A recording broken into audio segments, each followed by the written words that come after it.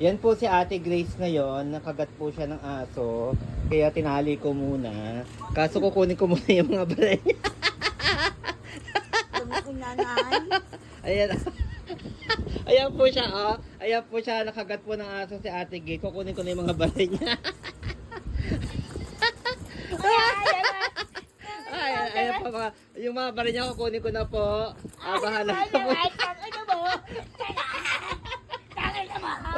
Kat mo ng aso si Ate Grace. Kukunin ko na po yung mga bara niya. Ayun pa. Ayun pa, oh. Kukunin ko na po yung mga bara niya. Bye-bye, Ate Grace.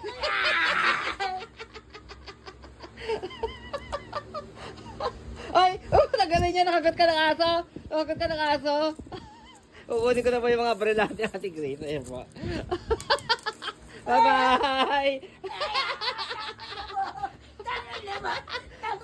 Ay, nakagat mo yung aso, Ate Grace. Bye-bye. Ay.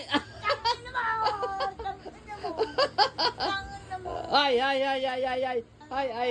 Nakagat ka ng aso. Nakagat ka ng aso. Bawal. Nakagat ka ng aso.